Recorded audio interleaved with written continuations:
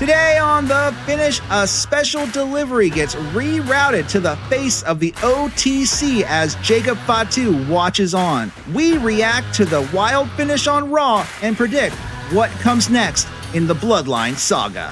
Plus, crank up the AC. NXT Heatwave just got even hotter. Zilla Fatu has turned the NXT Championship match into a fatal four-way. We're forecasting who we think will survive the Scorcher and walk out champion. And we're whipping out our big magnifying glasses as we reopen the case files on wrestling's greatest unsolved mysteries. All that and so much more today on The Finish.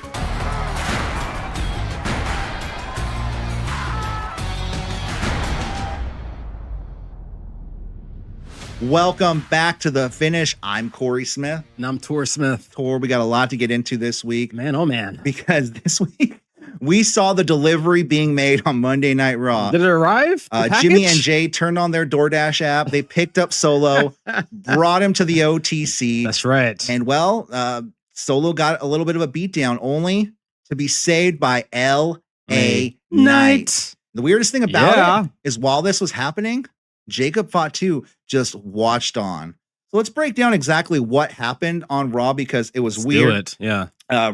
Roman came out along with Jimmy, Jay, and Solo. Mm-hmm. You know, he beat down Solo, and then that's when he gave his Captain Ula Fallas to Jimmy and Jay. There's so many beads being handed out this month. Like, there are so many Ula Fallas, you know? Yeah. The funny thing about it is Jacob Fatu is in the background looking on, you know, looking disheveled. Like, these guys, they can't be getting those. I can't believe this, man. What's going on, man? No. Even though he just got an Ula Falla like a couple of months ago. Yeah. He got the brown Ula Falla, the enforcer Ula Falla. And wasn't Jay Uso like balking at him getting the Ula Falla? These OTC guys, man, every time somebody else gets an Ula Falla, they're just like, man, I wish I had one right now. One kid was the Xbox, the other one's the PlayStation, you know? Hey. What are you gonna do? But you know, as you know, this happens. So our LA Knight comes down to save Solo Sikoa. Yeah. Solo is about to hit the spike on LA Knight after he's told to by Roman, but he turns the spike on Roman, knocks him down. That's when him and LA Knight clear the ring. Yeah. Jacob Fatu watching on, not doing a thing to help the OTC. So what's happening here, Tor?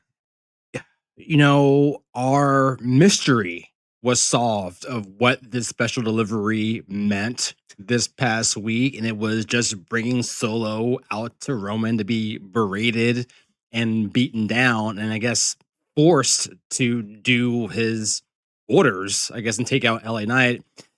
But the quickly developing pace of how things just went off the rails, to me, like, thinks that there's something else lurking for War Games here. Yeah. Like, I didn't know that this Jacob Fatu Bloodline association would end so quickly. I mean, it never felt permanent to me. Well, it hasn't officially ended yet. It hasn't officially ended yet, but I feel like the wheels are in motion for this to not last much longer. I mean, you have Jacob Fatu. I mean, to be fair, he was told by Roman to stop the attack on Solo.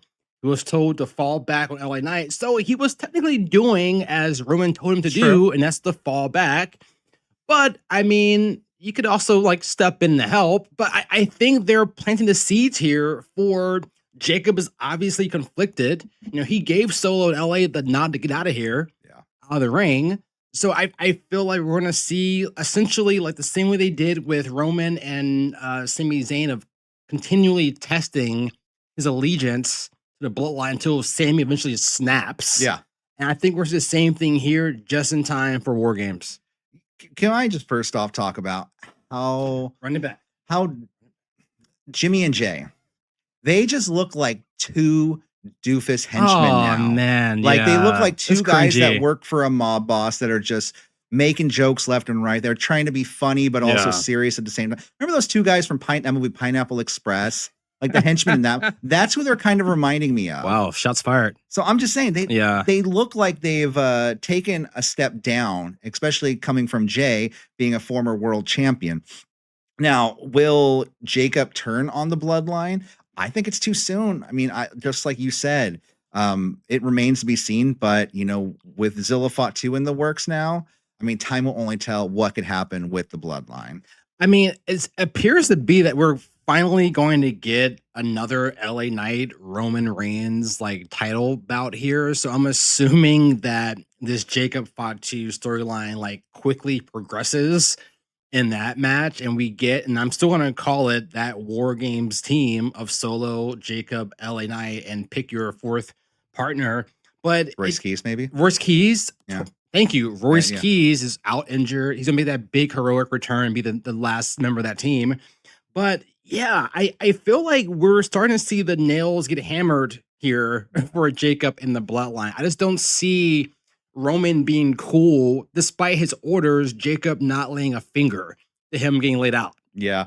And, this week, I mean, it's a little unrelated, but I mean, there was an interview with AJ Styles, and he's going on about how he sees LA Knight, he's ready for that world championship title. AJ, welcome to the finish with Kor and Tor. Thank you very much. It's an honor, sir. I'll make sure to do pay some dues over there for you. But no, he was talking about LA Knight possibly being ready to be the world champion. So I wonder if that's the route they're going in sometime soon, because it seems like there was this push and pull with LA Knight's run. Seems like it would start getting going and then it would stop, and then he's still been super over with the fans. And we can't dismiss the elephant in the room. It was that episode of Unreal. Oh no, where's it at? Elephant. Of Unreal, where LA Knight allegedly botched a big Money in the Bank moment with Seth Rollins and heard about it immediately backstage from Triple H, and many people pointed that as being the decline of LA Knight's then push. So I'm hoping that we're seeing some forgiveness here. I think LA Knight is still one of the more over stars on their roster. And I remember even going to WrestleMania 39 and being like, where's LA Knight? He should be on that card. He was hot back then. You know what I mean? So I just don't want the heat to wear off before they pull the switch on this one. No, I mean, it's one of those things. I mean, I guess we'll see at least by War Games. So, I mean, hopefully, right? I mean, depending on what inning we're in. Paul, what inning are we in? Yeah, what can we get an actual count on this inning? I think they've added it's like soccer now. They've added 25 plus innings to it. We're just mixing up the sports here, We're in the timeout of the fifth inning right now. But speaking of Roman Reigns, this week we saw some advancements in the Lose to Roman Reigns tournament. All roads lead to losing to Roman Reigns in Mexico City. So next week we're going to have Penta versus La Parca. Yeah. And we also have, I believe it's going to be Dragon Lee versus, is it Fenix? Has Fenix advanced? Yes, he advanced. Okay, so it's going to be Dragon Lee versus Fenix. Yeah. The final four. I mean, I'm still sticking with my Fenix Penta final. Yeah, dude. But there's something in me. I don't know what it is. That makes me think they are going to put La Parca in this title match. Okay. I don't know why. Maybe it's because La Parca's never had a shot at the world, the WWE title. Okay. And they can finally say that happened. Yeah. I hope they don't. But I have a feeling that could happen. What did you think about this week and the tournament? I have to say, I was a little disappointed in this week's tournament because it felt like they're forcing their own guys. Oh, yeah. Ahead. And, I felt like Dragon League was getting whooped by El Hijo del Wagner Jr. Yeah. And then he just suddenly wins the match. I'm like, okay, the fix is in, pretty much is how I interpreted it. So I'm a little let down that, okay, we're going to see. I still think, although I love La Parca, I just don't see him being fed to Roman Reigns on a Raw Mexico City. I still think we get Penta versus Roman Reigns in that match. I think we're leading to something with Roman and Penta possibly having maybe Penta's on that War Games team come November. But I think it's going to lead to other extensions there. But I just feel like we already know where this is going to end. With this tournament, so there's no real surprise in here for me. That's the thing too, is a lot of people were saying recently, oh, this crowd in Mexico, they're so hot. Inject some poison into the crowd. But they were hot because it was El Grande Americano versus El Grande Americano. Yeah. Someone they were really behind someone. They didn't know who could actually win.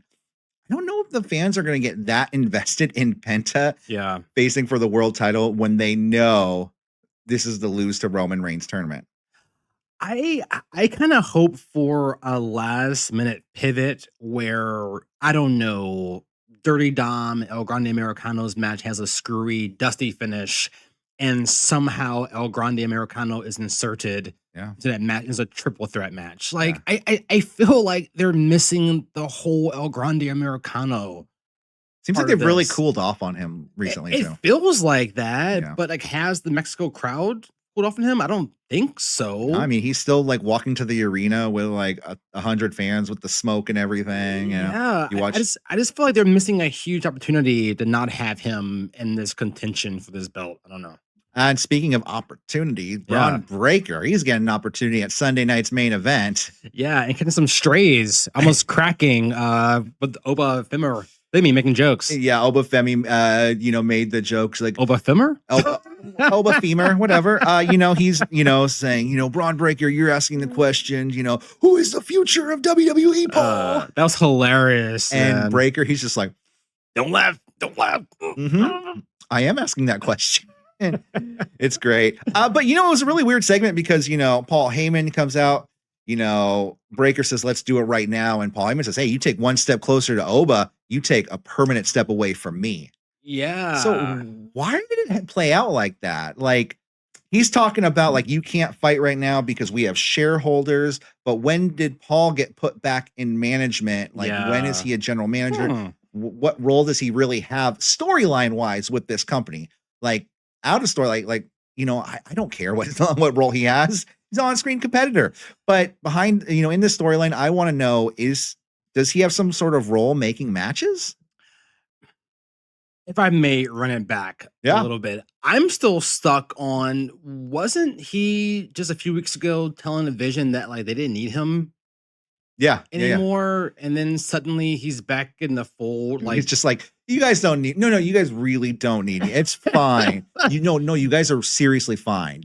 Trust me. You don't need me. Yeah, it just feels like. Plus I got plans anyways. Yeah, I'm busy. Yeah. So that part I'm stuck on. And then I caught this a while ago, looking at the archives of our show. Oh yeah. I'm going to go out and say it. I think there is still a future where Oba Femi becomes a Heyman guy. Okay. And I feel like they're planting the seeds now where they're making you think, oh, is Heyman coming out to speak? It felt like an advocate coming out to speak for their client. Yeah. When he emerged to speak for Oba in this match. I think they're dropping these seeds to throw fans off. But I think like whether it's after Mania, when I think Oba wins the championship, where Heyman comes out as his manager, but I feel like they're planting the seeds for something here. Yeah. I don't feel like Heyman is fully behind Braun Breaker. I don't believe that Braun Breaker can beat Oba Femi. Sorry. No. I just don't buy it. And I don't think Heyman does either. Yeah. So I'm really wondering, and let's face it, Heyman loves shiny new objects. He's an opportunist.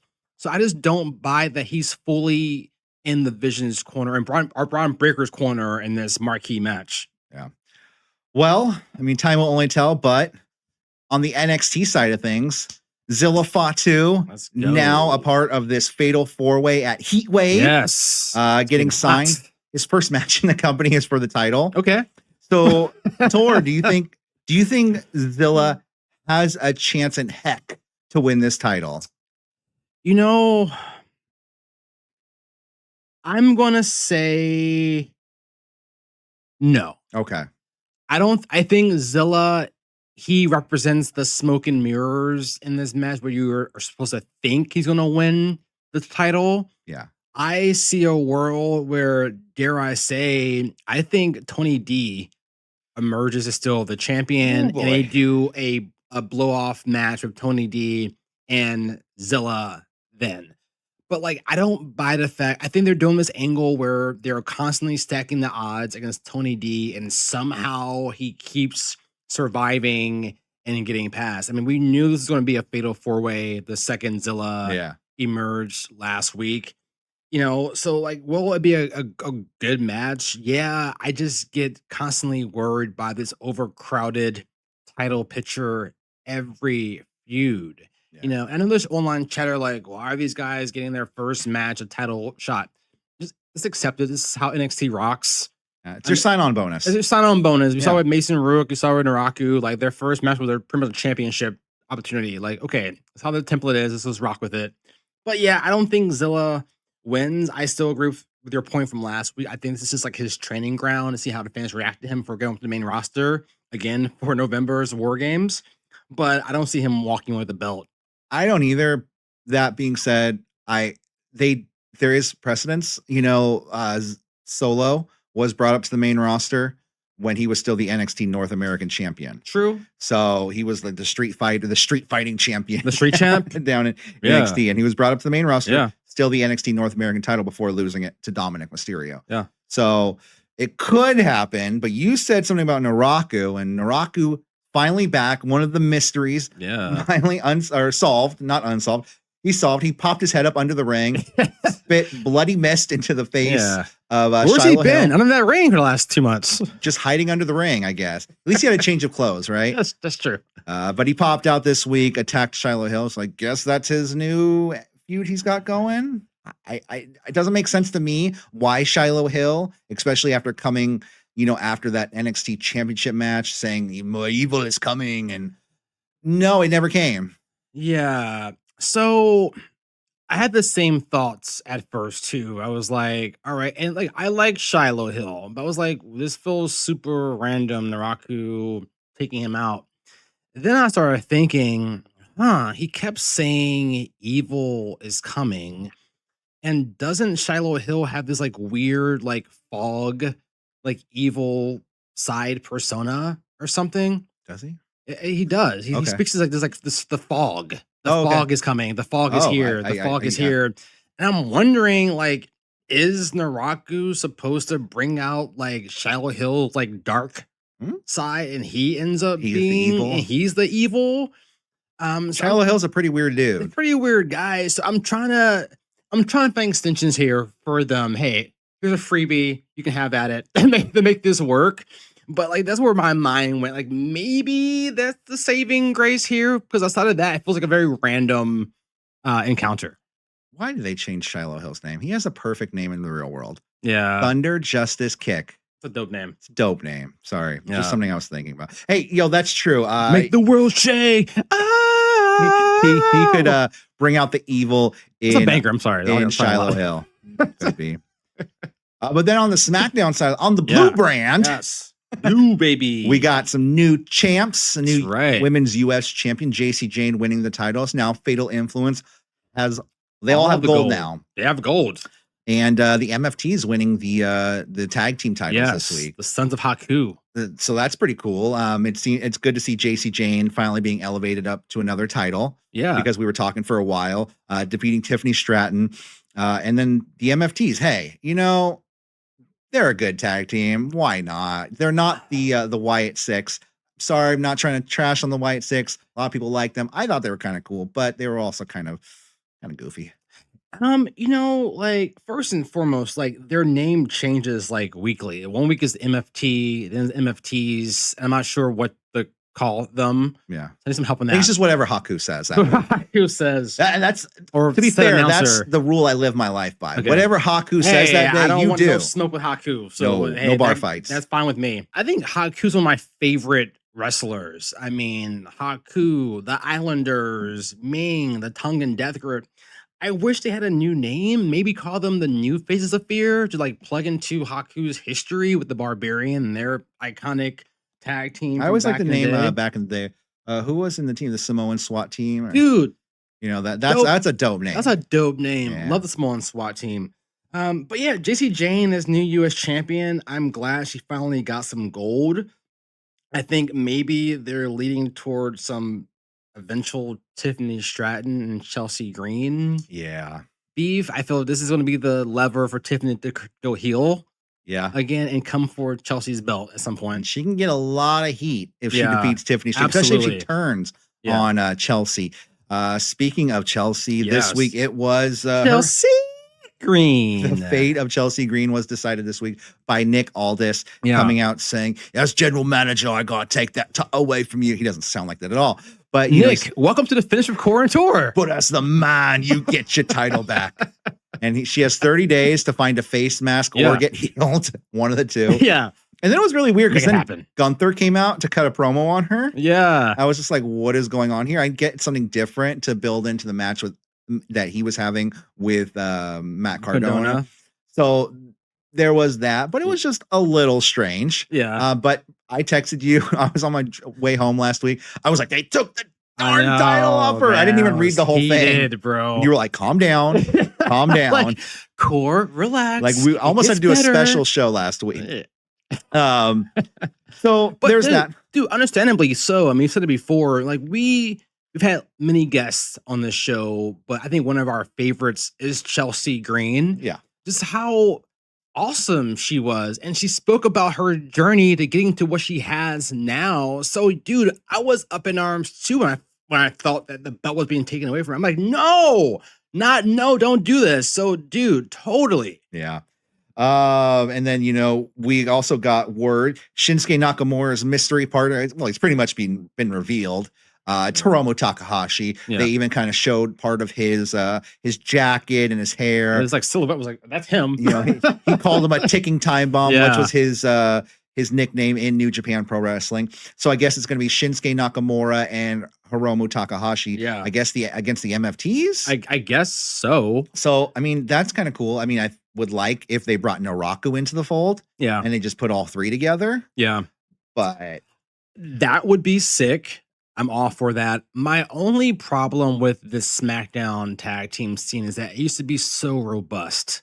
Yeah. And now I feel like we have okay, you can count on your hand, like how many teams, if that, how many teams they have. And my fear is that we're going to see, okay, the MFTs versus this new team, Nakamura and Takahashi, on a repeat every week because there's no one else they can go against. So I just feel like I need to see more tag teams being just made up or just brought to the fold and make this really work for me. Because at this point, I don't see the MFTs having a long title reign. Their only opponent has to be these guys. I would like to see more made up tag teams.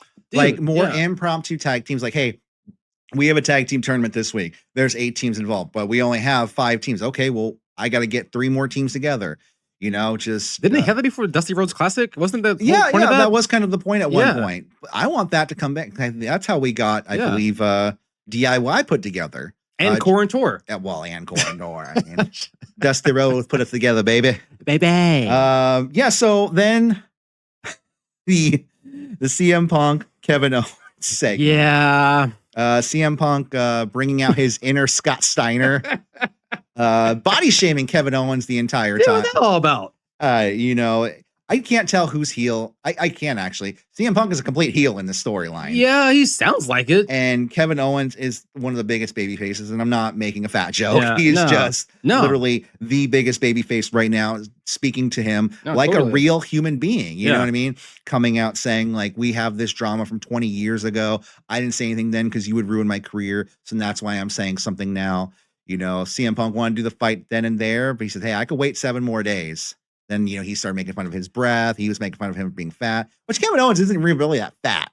Yeah. He's a little chunky, It felt like we were seeing the raw, grade school humor from the Usos carry into SmackDown with KO and Punk. I'm like, all right, why are we doing this? You guys can speak to more than just your breath stinks or you're fat. I don't understand. Yeah. Yeah. But honestly though, that being said, that Saturday morning, I didn't watch SmackDown on Friday night because sometimes Friday night, I'm just over it. I want to go to bed, and then I can watch it in the morning. I could watch it in the morning, Yeah. I'm wide awake. I'm drinking coffee. But my fiance came to me that morning. She's like, "Oh my god, that promo between CM Punk and Kevin Owens was so good." Oh, and I was like, "Oh, okay." Runs computer. So people like it.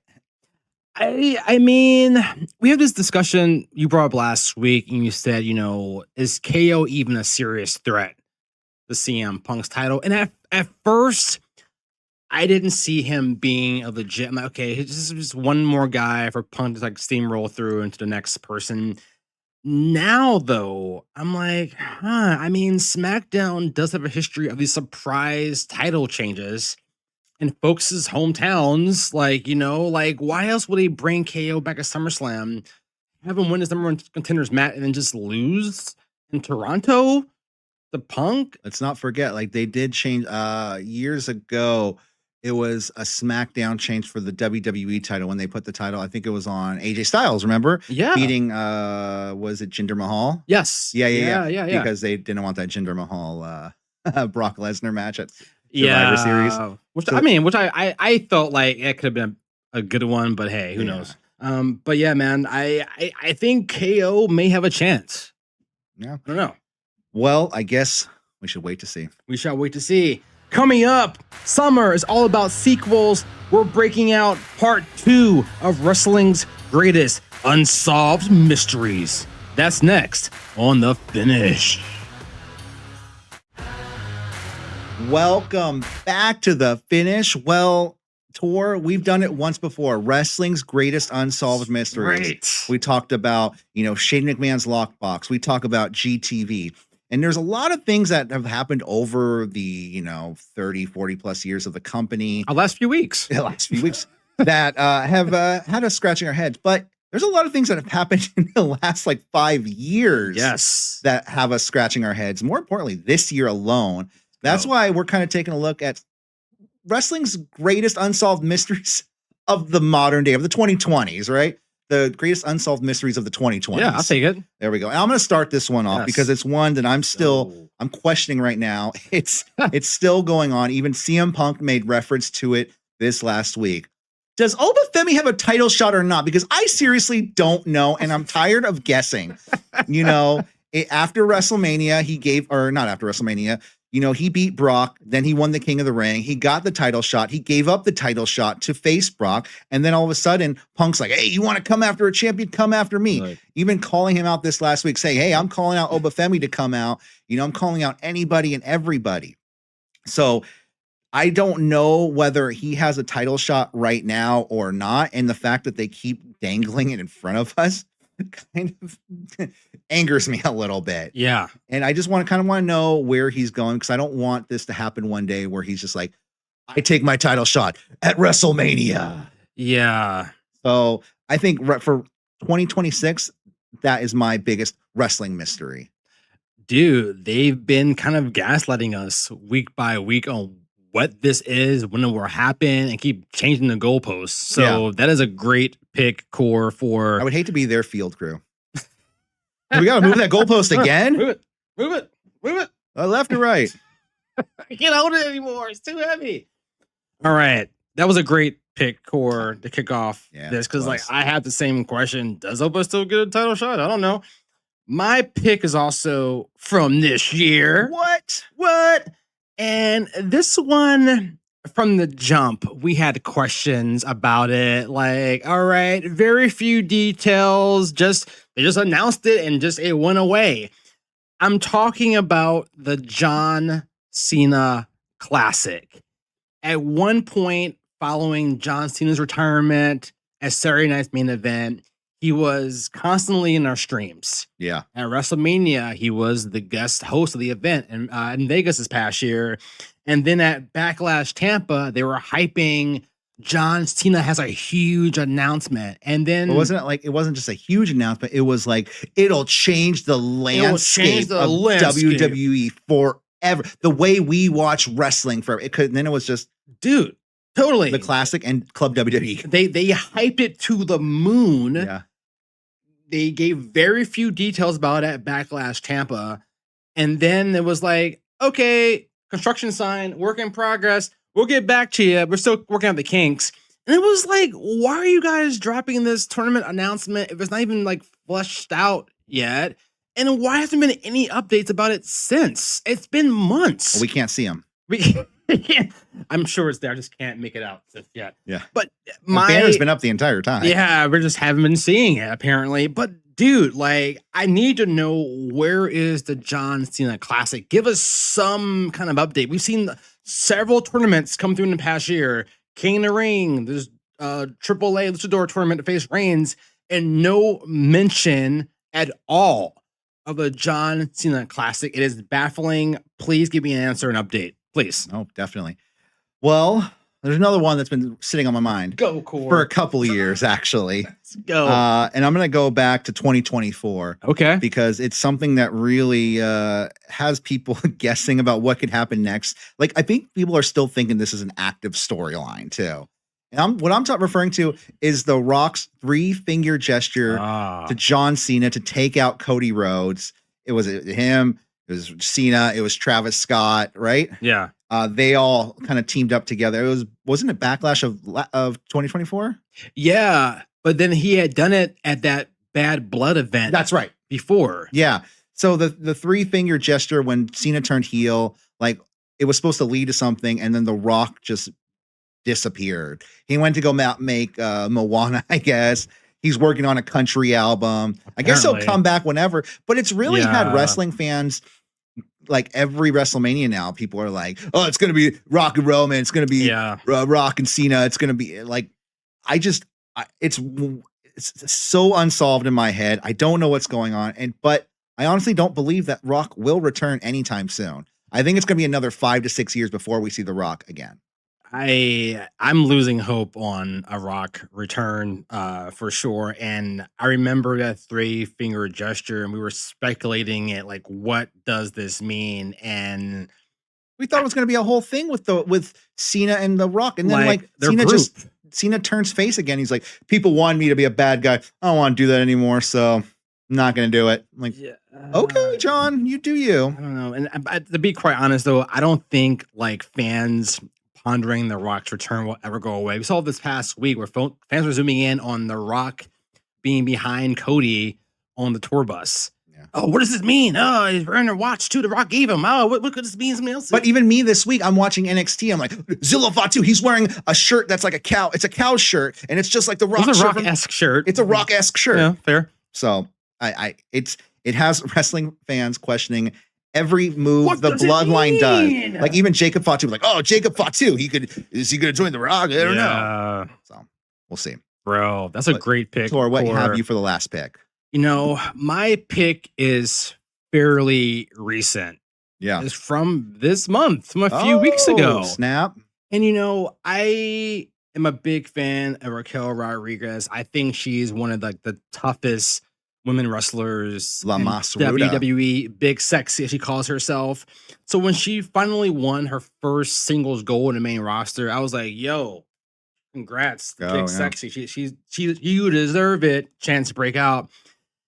And then the next week she introduced this super cool, rad, barbed wire IC belt that I've never seen before, a custom design like that. It was eye-catching. You were like, she raised it in the middle of the ring, holding it proudly.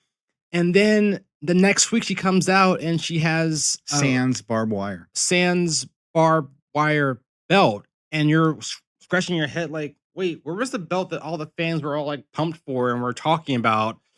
And now it's just not there anymore. And there's been, and to be quite fair, there's been so many cool belts that have vanished over the years. Yeah. But I just don't understand how you can have a belt with fur, and I love Trick Williams, but not have a belt with barbed wire for Raquel Rodriguez. It did seem strange to me because, like you said, the Trick Williams belt, they just had that. They've been no stranger to custom titles in the past. Dude, totally. So it seemed like they were debuting this new custom title that they were going to sell in WWE shop. Hey, maybe, they can pump up the price a little bit and say this is... I would have sold easily on the shop. Easily. Yeah. I wonder though if it was like something they took out because like, okay, we can't sell this because like it looks dangerous, but even then, maybe, just maybe, Raquel just did it. Yeah. And she came out and they were like, what is that? Yeah, possibly. I mean, it did give me also ECW vibes. It did. When I saw it too. I'm like, this is pretty good homage. You know what I mean? So I don't know, that was a part of it too. But I mean, if she just snuck it out, it's even cooler. I think that about does it here for us today on The Finish. For The Finish, I'm Corey Smith. I'm Tor Smith. We'll see you guys next time. Take care. Rock on.